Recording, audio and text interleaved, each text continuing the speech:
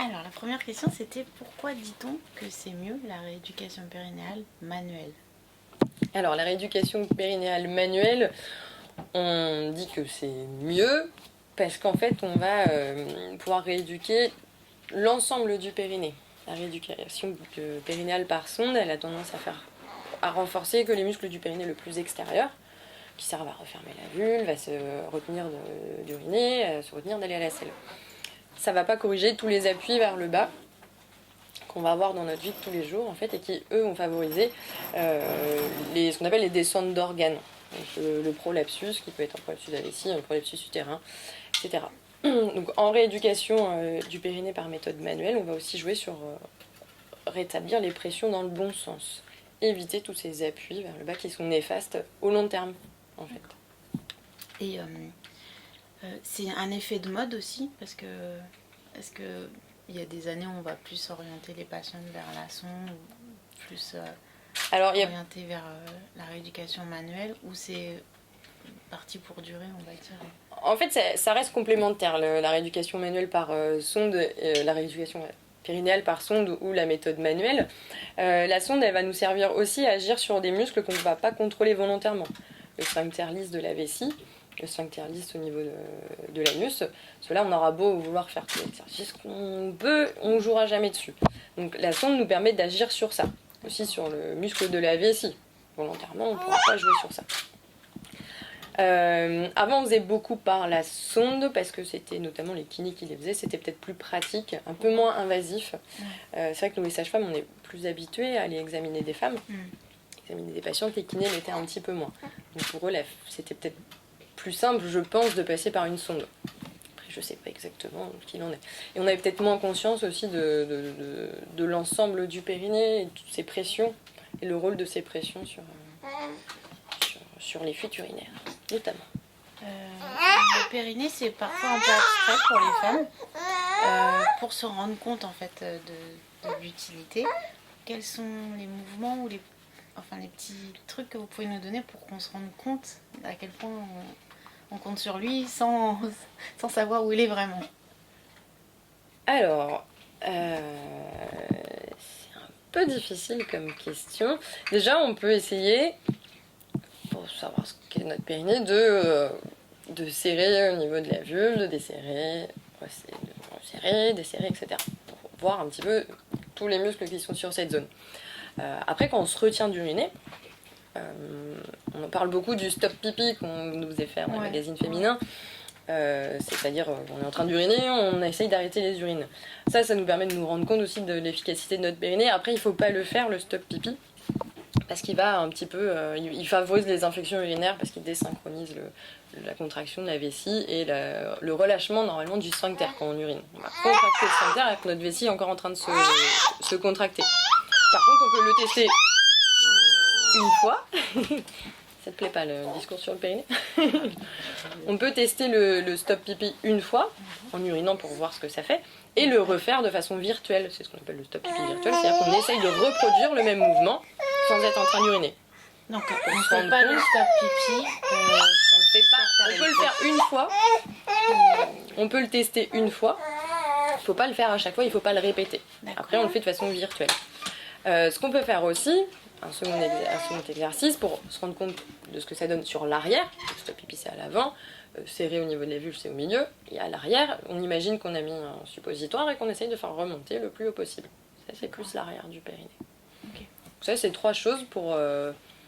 c'est ce qu'on fait en test nous quand on fait la première séance de rééducation qui peuvent donner une première idée du périnée. D'accord. Pourquoi on nous dit qu'il faut attendre 1 mois après l'accouchement, voire 2 mois? Tout simplement parce que si on commence moins d'1 mois après l'accouchement, souvent il y a eu des petites déchirures qui se sont faites ou une épisiotomie, il faut que ce soit quand même bien cicatrisé. D'accord. Ça ne sera pas hyper sympa de travailler sur cette zone dès le début. Il y a aussi parce que toutes les hormones de la grossesse et de l'allaitement quand on allaite qui jouent sur toute l'esthétique pelvienne et la réactivité des tissus. D'accord. Donc on dit de commencer 1 mois et demi à 2 mois après l'accouchement. Mais quand il y a des symptômes, rester 1 mois et demi avec des fuites ou des difficultés à se retenir d'aller à la selle, ça peut être compliqué. Donc on peut quand même faire des choses avant. D'accord. Et il y a aussi le fait que malheureusement en France, le congé maternité c'est 2 mois et demi.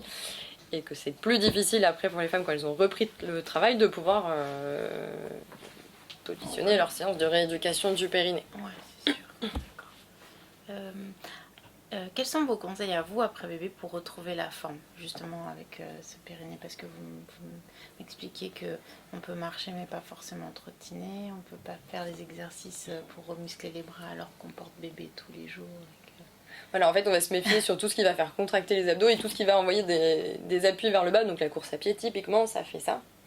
D'ailleurs, si on se remet à courir peu de temps après un accouchement, on sent cette descente, ce qui n'est pas très agréable et souvent ça nous fait arrêter. Première chose pour renforcer le périnée, ce qu'on peut faire, c'est l'exercice du jean serré, que vous connaissez bien. Donc, je peux me mettre debout pour montrer un petit peu.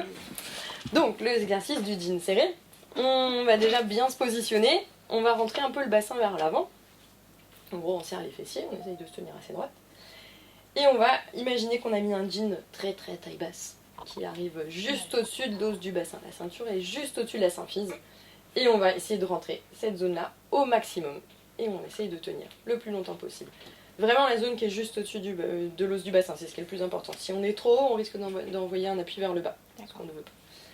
Et on peut faire ça 10, 15, 20, 30 fois dans la journée. Okay. Ça c'est une première chose, en fait en travaillant cette zone-là du ventre, ces abdos, on engage aussi le périnée, les muscles du périnée. Très bien. Remuscler la poitrine, vous m'avez expliqué.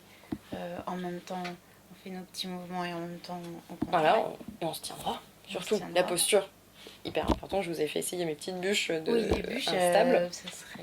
C'est vraiment, enfin, une découverte, les bûches, parce que y a que, vous m'expliquez qu'il n'y a que chez les sages-femmes qu'on peut les trouver. Ces bûches-là, quasiment, parce que c'est des bûches qui ont été développées pour la rééducation du périnée en eutonie, en fait, qui ont été développées par une sage-femme, si je ne me trompe pas. J'ai cherché sur internet, on les trouve nulle part ailleurs que sur les sites pour le périnée. Et dernière question pour muscler les bras. Est-ce qu'on doit attendre donc d'avoir fini sa rééducation périnéale ou on peut commencer des petits mouvements avant? Vaut mieux avoir fait un premier bilan pour faire le point sur ce qu'on appelle les pressions thoraco-abdominales, les forces, ces appuis vers le bas. Pour voir s'il y en a beaucoup, chez certaines femmes, le moindre mouvement va créer ces appuis quand on fait un effort très fort, même au niveau des bras. En fait, on contracte le ventre, on contracte les abdos. Et si on les contracte sans partir de tout en bas, sans faire travailler à partir des transverses, il peut y avoir des appuis. Donc, au moins avoir le début de la première séance de rééducation périnéale. Après, par contre, tout ce qui est natation et piscine, ça, on peut le faire, normalement. Natation, mais pas aquagym. Aquagym, non, parce qu'il va y avoir des sauts, etc. On fait marcher les abdos. Après, tout ce qui est exercice des bras, les kinés le font très bien quand ils vous font aussi la rééducation abdominale. Ils vont commencer à vous faire des exercices au niveau des bras. Donc, mais la rééducation abdominale après l'accouchement, c'est normalement après la rééducation du périnée, à la suite de la rééducation du périnée. Très bien. Notre magazine, c'est Rebellissime, et on aimerait savoir si vous avez un rebelle préféré. Un rebelle préféré. Question compliquée. Qu'est-ce qu'un rebelle déjà? Là, comme ça, non, difficile de trouver un rebelle préféré. Ou quelque chose dans votre vie qui vous a... Enfin, vous me disiez que vous avez exercé à Mayotte pendant 4 ans. Quelque chose, enfin, dans votre vécu de sage-femme, un acte de rébellion, quelque chose de rebelle qui vous a marqué? Non, mais je viens de trouver un rebelle dans le domaine médical. Je dirais Martin Winkler, l'écrivain Marc Zaffran, qui est quand même un peu en rébellion par rapport à certains de ses collègues et une certaine vision de la médecine. Tout comme pour mes études et ma pratique de sage-femme, il m'a beaucoup inspirée, donc je dirais Martin Winkler. D'accord, très bien. Il y avait une question qui me perturbe, c'est que les sages-femmes, en fait, j'ai l'impression qu'elles sont pas très mises en avant et pourtant elles nous suivent du début de notre grossesse jusqu'à la fin et même après. Comment vous expliquez ça? Parce que ça fait pas si longtemps que ça qu'on peut faire tout le suivi de la grossesse et notamment aussi le suivi gynéco. je ne pourrais plus vous redire la date exacte, je crois que c'est 2004, mais j'ai un petit doute. Et du coup, ça met encore du temps à venir, l'information à venir.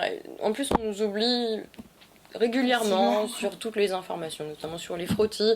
On voit beaucoup, oui, il faut faire le dépistage du cancer du col de l'utérus, vous pouvez consulter votre médecin, machin. Et des fois, on oublie la sage-femme. C'est pareil, sur tout ce qui est vaccination, on oublie les sages-femmes.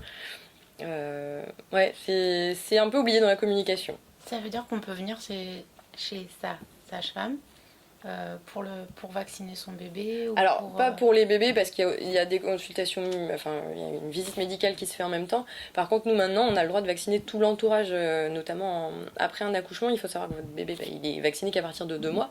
Avant ça, il est protégé par le fait que l'entourage soit vacciné. Donc, du coup, maintenant, on a eu l'autorisation de vacciner, de faire les rappels de vaccins chez toutes les personnes qui sont en contact avec l'enfant. D'accord. Okay. C'est pour ça que je parle de vaccins, notamment. Après ma toute dernière question, en vrai, ça fait 3 fois que je dis que c'est la dernière question. On est aussi très intéressé sur tout ce qui est interculturel, la diversité. Qu'est-ce que ça vous inspire, vous, de vivre ensemble, le partage des cultures Alors moi, avec mon expérience de 4 ans à Mayotte, c'est voilà, le partage des cultures, etc. Je l'ai vécu là-bas, mais moi dans le sens où c'est moi qui y arrivais en tant qu'expatriée. Qu'est-ce que ça m'inspire? Je trouve que c'est quelque chose qui est hyper enrichissant déjà. Ça permet de voir autre chose et d'apprendre des choses différentes et de se développer aussi personnellement. C'est toujours bien d'apprendre des personnes qu'on voit de leur façon de vivre, même ne serait-ce que les coutumes aussi. Mayotte, où j'étais, c'est musulman, j'ai appris beaucoup aussi à ce niveau-là. Et ça permet de comprendre aussi certaines choses. Je pense que c'est le fait de ne pas connaître qui peut faire peur et qui fait qu'il y a des situations où on se retrouve malheureusement à avoir des... je vais pas retrouver le mot, mais des mises à l'écart, etc., du racisme. C'est parce qu'on ne comprend pas, et de le vivre et d'essayer de comprendre et de discuter avec les gens, ça permet aussi peut-être d'avoir moins peur et permettre de mieux vivre ensemble. Surtout dans le contexte de la famille, la maternité, il y a beaucoup de choses qu'on apprend, que les femmes peuvent partager. Quoi. Oui, et puis chacune a ses façons de faire qui sont différentes et ça permet déjà de pouvoir partager, ça permet de prendre le meilleur de chacun en fait, de chaque façon de faire. Et en France, on ne fait pas mieux que dans certains endroits, on ne fait pas de la même façon pour certaines raisons, mais après, il y a d'autres façons de faire qui sont aussi très très bien. D'accord. C'était ma dernière question. Merci beaucoup en tout cas.